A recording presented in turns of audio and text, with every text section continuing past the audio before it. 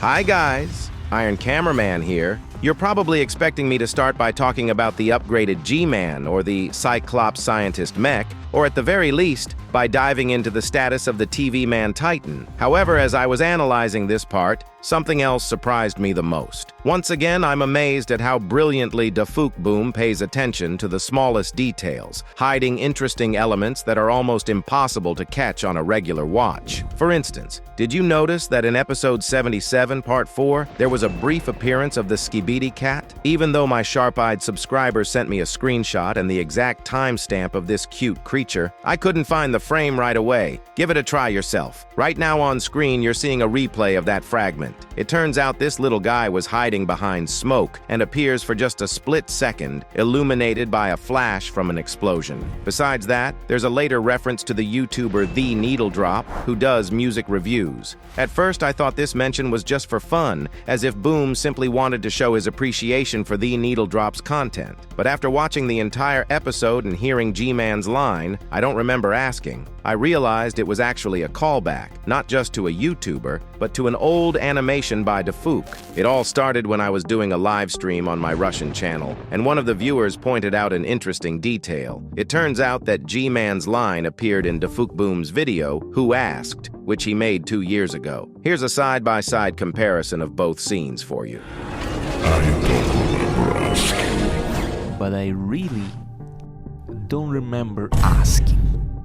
So why am I mentioning all this? At the start of that animation, Male 09 tells Male 07 about the history of the band Depeche Mode, basically giving a review, just like the YouTuber Dafuq referenced in this episode. Can you believe how genius that is? And what if I told you that Dafuq Boom even used Depeche Mode's music in the short version of episode 59, where we saw the Cameraman Titan and Speakerman Titan? But we're probably getting ahead of ourselves here. If I happen to find a connection, and it turns out this is a hidden spoiler for the plot of the next episode, I'll definitely update you in my next video. So be sure to subscribe if you haven't already, so you don't miss my future theories. And don't forget to leave a like if you enjoy these analyses, rather than just a straightforward recap. Now, let's break down everything else we saw in part 4 of episode 77. Anyway, here we go. The episode picks up right from the end of part 3 of episode 77, where Titan TV Man immediately tries to teleport.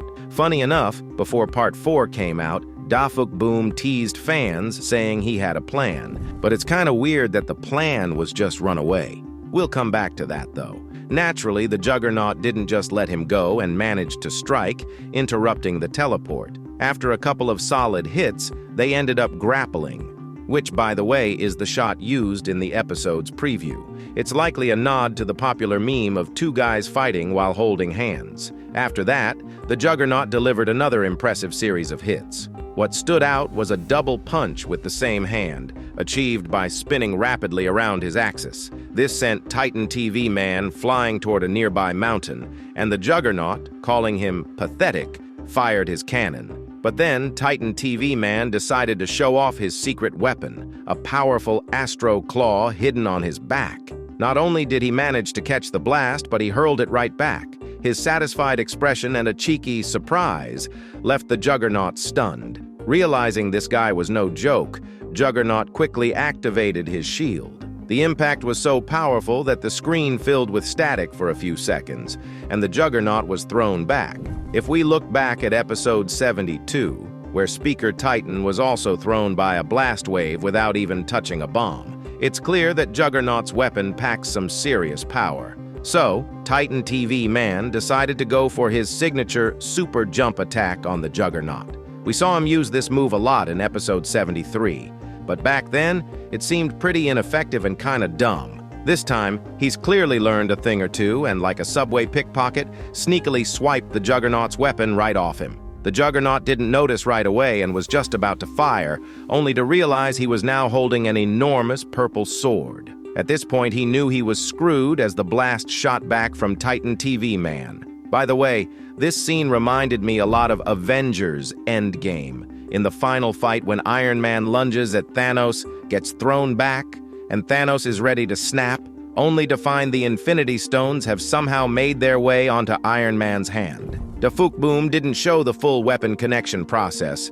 but I suspect the TV men have the ability to swap weapons without enhancements or losing their primary arm. Remember the TV man from episode 56 who transformed his arm into blades? Or the TV woman at the end of episode 73 who also managed to replace her hands with something else? After this move, the Juggernaut says to TV Man, "You dare use my weapon against me?" And TV Man responds, "Gonna cry?" The Juggernaut pretends to walk away, and TV Man is already ready to leave, calling him a coward. But then the Juggernaut speeds in from behind. It turns out TV Man's whole plan was to kill the Juggernaut using his own weapon. But Juggernaut was 2 steps ahead and came up with a clever counter. By this time, the Juggernaut had already broken Titan TV Man's left claws and Astro Claw, and after saying, "surrender," he even tore off the weapon. He then symbolically used the same move TV Man had started with, grabbing his own sword and plunging it into the main TV screen.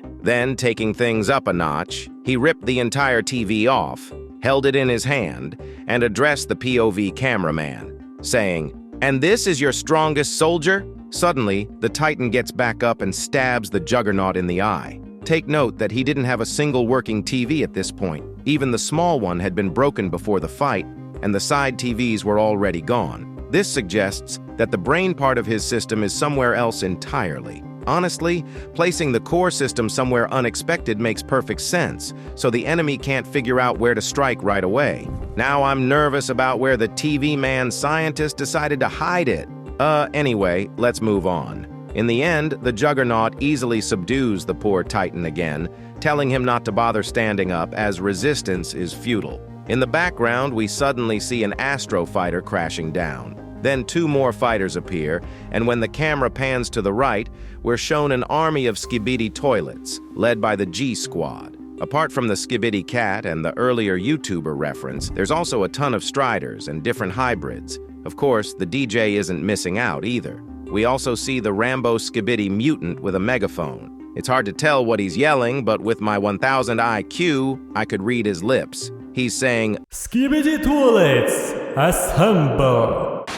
Then things get wild. Even the Skibidi scientist joins the battle. Of course, the real one is long dead. This is just his mech suit from episode 67. However, the new scientist Kleiner has clearly done a good job restoring it, and I think he's the one piloting the suit, actually. And I'm not the only one with that theory. One of my subscribers made the same suggestion in the comments. Remember how Titan TV Man used to create a hole in his face with his core? Looks like the Skibidi Toilets didn't bother making a new face and just stuck a laser weapon in the hole. This trend is getting disturbing. In episode 76, we saw a cannon in the mouth. In episode 77, a laser in the head. In episode 78, what's next? A machine gun in his This new scientist is just a perv. All right, jokes aside, let's move on. The Juggernaut sees all this and says, "This changes nothing," before hitting TV Man again and telling him he'll soon meet a fate worse than death.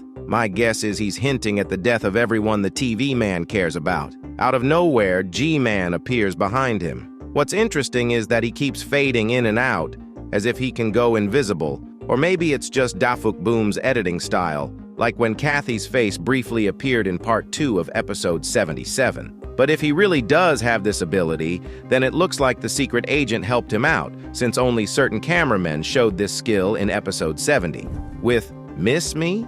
GMAN kinda greets an old friend, following up with a direct, "Hey, old buddy," and Juggernaut actually calls him Commander, reminding us of GMAN's Astro past. At this point, the Titan TV man, who apparently can't see due to the lack of TVs, asks, "Who's yapping?" He might think G-Man's talking about him as the old friend, or maybe he's just surprised they even know each other. On the other hand, if you look closely at G-Man's eyes, it seems like he's gesturing toward Titan TV man. So it turns out that "old buddy" line was actually meant for him, not the Juggernaut. Then the Juggernaut says something really interesting.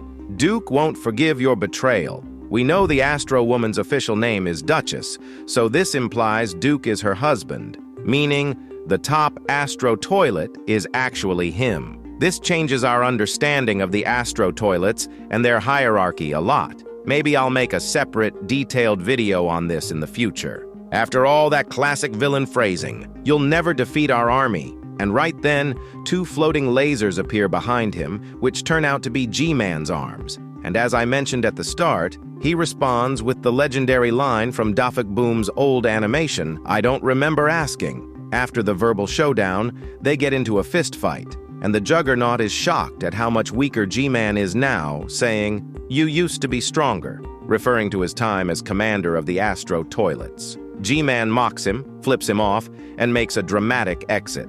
Juggernaut, being a hothead, accepts the fight, though. Honestly, I'd have backed out knowing how crafty G-Man is. After they leave, an Astro transporter arrives and gives us a menacing stare. The POV cameraman decides to rush toward the smoke coming from Titan TV Man, planning to teleport with him. We saw something similar at the end of episode 74. That was part 4, but the description says that's not the end of episode 77. A lot of us, myself included, thought there'd be a part 5. But during a live stream, Dafuq Boom mentioned there'd be a full episode 77, so we can expect an extra scene since this isn't the end. According to Boom, the new scene in the full episode is the craziest part.